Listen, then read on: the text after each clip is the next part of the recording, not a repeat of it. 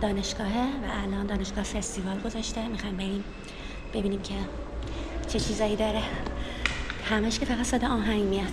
امیدوارم که کپی رایت نخوریم. توی دانشگاه وسیله های شهر بازی ها آوردن اینجا. اگه دوستام سوار شن منم سوار میشم. اینجا فقط غذا و بستنی و اینجور چیزا داره. غرفه‌اش کلا همیناست. اینجا گل میفروشن. البته گلای طبیعی نیستش دیگه، عروسک مروسکیه. اون برم که میبینید اونجا صنایع دستی و ربات و اینا که دانشجوها ساختن اوناست. نره گیدی یه روز؟ kahve alacağım. tamam.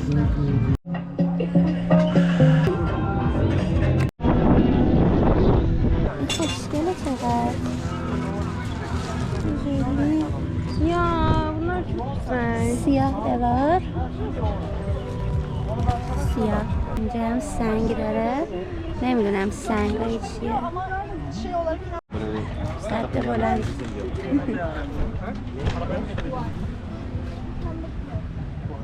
پیتی. Gidelim.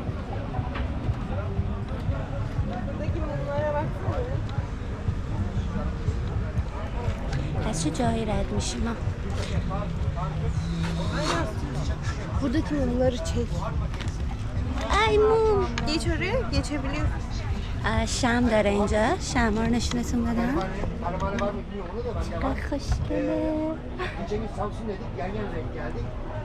اینا چقدر بزرگه. اینا 1000 لیره.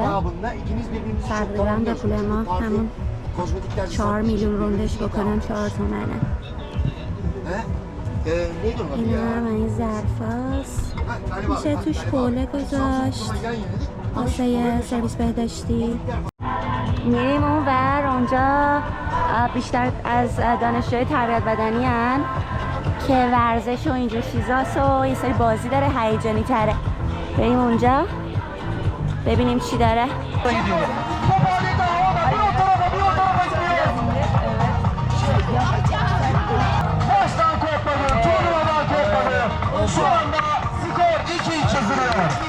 Ay ayna orada atılır mı? Şuraya.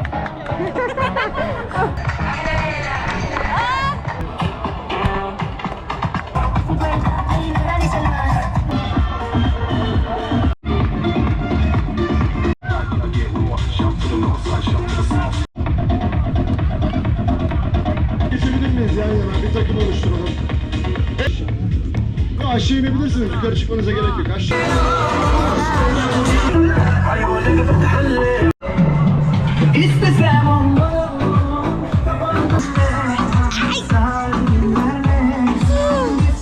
ساعت الان 1 شبه. بعد اینکه از فستیوال اومدم خونه، مثلا به خونه نرسیدم. اومدم دیدم که کلیدم نیست. تا ساعت 8 خونه دوستم موندم. من سر کوچه‌مون ته کوچه است. تا ساعت 8 اونجا موندم و ازش پرسیدم که به نظرت اگه برم دانشگاه کلیدمو میتونم پیدا کنم و بهم گفتش که آیناز پاشو بریم. اصلا نگفت که نه امکان نداره دانشگاه بزرگ بتونی پیدا کنی. من حالا استرسم بیشتر سر این بودش که من چون امروز پروژه داشتم نتونستم ویدیو بگیرم. خیلی دوست داشتم برای پروژه‌ام که دارم صحبت میکنم ویدیو بگیرم، نشد. استرس داشتم که نکنه من هول آماده شدم کیلو پشت در گذاشتم یکی کیلو پیدا کرده. اگه طرفم مطمئن بودم که هیچ وقت همچین کاری نمی‌کنم، همچین اشتباهی نمی‌کنم. فقط برای اینکه یه ذره خیالم راحت بشه رفتیم دانشگاه. کلیدم پیدا کردم. خیلی جالب بود برام که تونستم کیلو پیدا کنم. البته دوستم پیدا کرد، زیر پای اون بود. بعد من دیدم یه صدای میاد، بعد نگو که کلیدو پیدا کرده. بعد رسیدم دیدم کنسرت دانشگاه. من نمی‌دونستم کنسرت است. بعد شب اصلا یه جو دیگه بود، خیلی فرق داشت. دوربینو به خودم نبرده بودم ولی فردا شب میریم دوربینو میبرم که واسهتون شب اونجا رو بگیرم، کنسرتو بگیرم. به احتمال زیاد دوباره شهر بازی هم میرم. جوش خیلی بال بود. با صبح خیلی فرق داشت. صبح بچه‌های تربیت بدنی بودن، بچه‌های دانشگاه ما هم بودن، همه رشته بودن، ولی جو تربیت بدنی خیلی بالاتر بود. این سری جوش اصلا یه جور دیگه بود. کنسرت بود. بعد دانشگاه چون تا 12 شب در بردی بازه، خانواده اومده بودن، همه مدل آدم اومده بودن. فردا حالا میریم بهتون نشون میدم. برم الان بخوابم که از کمر درد و زانو درد و پا درد و همه چی دارم میمیرم از صبح سر پا. فردا میبینمتون.